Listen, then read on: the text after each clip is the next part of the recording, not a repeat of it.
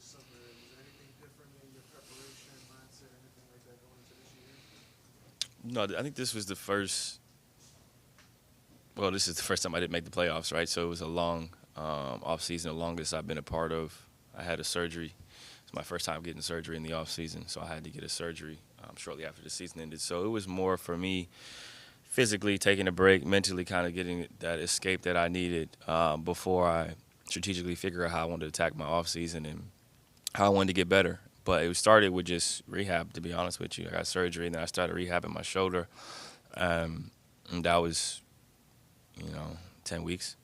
And I started playing basketball and kind of reintroducing basketball. But I always do like a breakdown where we go through the calendar and we kind of figure out, my phases of the summer when I start playing, when I start doing contact, when I implement conditioning, core stability, balance, all the stuff that allows me to be successful on the court and maintain a certain level of play as the season kind of progresses. But I think I'm always very strategic, very calculated with my summer, with my days, how I spend my time, what time I wake up, when I start 2 a days, when I start 3 a days, and all that stuff. So I would say it was a very productive summer for me. I didn't have to move or anything like that, so that was nice. I was here all summer. I traveled out of New Orleans, and I was in the facility, get access staff. I was in there probably every 6 days a week, most of the summer. I know last year you were big on not making excuses, but how much do you think just using mental bandwidth on, CBA, stuff like that, family, did that kind of affect you last season? I'm a professional, man. I figure it out. Um, Transition into a new city, full time is different. I don't know if you guys have had to do it in your careers, but it's different. You have to go through things. You go through growing pains.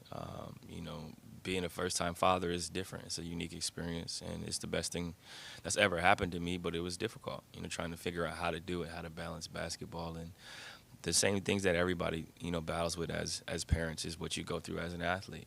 Trying to figure out your schedule and how to be a present father. But I think that stuff is behind me. I still figured out a way to get through a season with injuries and stuff like that. The CBA is just a job. That's a job that you do, you sign up for, and you execute on behalf of the players in the union. And we have a great support staff and a group of people that allowed me to focus on my day job, which I like to think I do very well. But I think this will be a good year for me individually. This will be a good year for us. As a team, we understand what's at stake. We understand what we left behind, last season. And I think everybody is pretty hungry, in their own ways, motivated in their own ways. And I think this was the longest summer I've ever had in my life where I could, really work on stuff and really rest and really kind of grow physically and mentally after a long, year of just playing through stuff. The Pelicans brought in James as associate head coach. Mm. Just wondering, you had conversations with him, and what do you think the offense might look like this year that could be in any way? Yeah, I've had lunch with JB. We've watched film. We talk constantly. Great basketball mind. We've talked a lot about the offense, fluidity, pace, movement, ball movement, things that we're going to want to implement, how we're going to implement them, and I think we're in a really good space, in a good spot. Um, this October as compared to last October, I think we all understand what we want to do offensively. We all understand what needs to be done, and I'm really just looking forward to playing. I think it'll be a really good brand of basketball, and I think people will really grow fond of the way we're going to play. CJ, I'm not sure how much you've been around Zion since the season, even who you talked to. How much growth have you seen just from within the last years? I've seen a lot of growth in terms of his mentality, his approach. Obviously, he had a long year. It was a long year for him for lots of reasons, and I think he has a different perspective on basketball. I think he has a different perspective on life, and I think so far I've liked his approach. Obviously, we're about to start camp, and that's a whole different beast, and then we're going to start playing games again, which is a whole different beast. But I think he's maturing. I think he's maturing and growing in a lot of different ways. One of the things David Griffin mentioned was player input led them to perhaps make a decision to make some changes on the medical side. I was curious if you had any opinions on the changes that have been made and what you'd be looking forward to. Yeah, no, I have nothing but love and respect for everybody that's on our medical staff and that was here and that is no longer here. I think for us as players, it's about really controlling what you can control and trying to do the right things consistently with your body and for your body. And I think our staff has done a great job of listening to us. We're all different. We all need to be treated differently. We all have different ailments, injuries, different bodies, biomechanics, and things of that nature. So the treatment plan should be suited for that, and I think we're heading in a really good direction. We brought in some really good people who know what they're doing, who have consistently performed at a high level, and I think it should help us. And I think a lot of that is also on us, how we prepare. And your staff can only do so much. It's like the coach. The coach can only do so much, you know what I'm saying? So you got to be able to take care of what you can control. And I think we're heading in the direction of becoming the right type of professional, right? Like we all in our own professions, you know who does things the right way and who could do things better, right? In the journalism world, right? So I think we're heading in a direction where there's more like-minded people who are heading in, the same direction of doing whatever it takes to take care of your body and whatever it takes to be able to perform. And I think our staff is meeting us there and meeting people halfway as to, what they like to do from not just a recovery standpoint, but also from a treatment standpoint. CJ, you talked about unfinished business. There was also a bit of an untapped potential between how you, B.I., and Zion can play together. Yeah. Over the course of you guys being able to play more on the court besides the 10 games, what do you really think could become of the trio? That's a tough question to answer. I'm not sure what it can become. I think we can be very good, very potent, very dangerous. But like you said, we got to play more than 10 games. We got to get a body of work. And I think the more we play together, the better we'll be from a continuity standpoint to a comfort standpoint. I'm looking forward to the season, and I think it'll be a good year for us. From a non-basketball perspective, you talked about how it changed you being a first-time father. Was Zion's about to work on that as well? How do you think that's impacted his maturity as well? I think it gives you a new perspective and outlook on life, on things that you thought really were important. You really realize what is and what isn't important. You prioritize and strategize your life differently.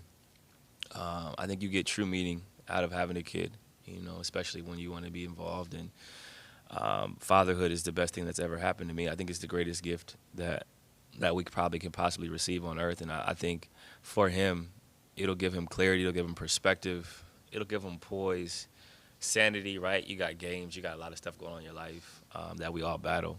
But I think having a kid, the pureness in a child, I think it just gives you a different outlook. Like when I have good games or bad games, I still go home and I'm still a dad, I'm still a husband. So I think that stuff, it gives you real meaning. Like you hoop and you do all of these other things, but then when you become a father, I think you get you kind of figure out oh, this is my purpose. Like this is what I was put on earth to do. What do you think about your guy being involved? I was happy for him. Yeah. I think it's a good situation for him. I think a lot of teams won in the trade in terms of some teams getting pieces, Phoenix getting some pieces, Milwaukee, Portland, and the Bucks. The Boston Celtics getting Drew, which is a good pickup for them too. But I think for him to be able to compete for a championship is something that he wanted to do, and this gives him an opportunity to do that. CJ, seems like everybody's mentioned the bad taste in the mouth, the chip on the shoulder, everything from last season. Is there a point where you need a clean break to start the season with a clean slate? Because it seems like everybody's worried, media and players alike, that last season just wasn't fulfilling. They weren't satisfied with it. Yeah. And it just seems to be lingering and bleeding into this. I don't think that we're worried. I think it's just realization of a failed mission. We didn't accomplish what we set out to accomplish, and we didn't even give ourselves a chance to play in the playoffs. So I think it's good to remember your past. You move forward and head into the future, but in order to really lock in on your present, you have to acknowledge when you don't do things the way you said you would do them. And I think that's the stage that we're in now. And we haven't technically started camp yet until tomorrow. We won't play a game for 3 weeks. So I think it's important you acknowledge when you don't do things properly. Like we didn't execute. We didn't play at a high level consistently. We had lulls. We had breakdowns. We did a lot of stuff poorly, and we didn't deserve to make the playoffs. And I think it's okay to say that and then move forward into a new year where you say you're going to do things differently. Now do them and show it consistently, and you should get a different result.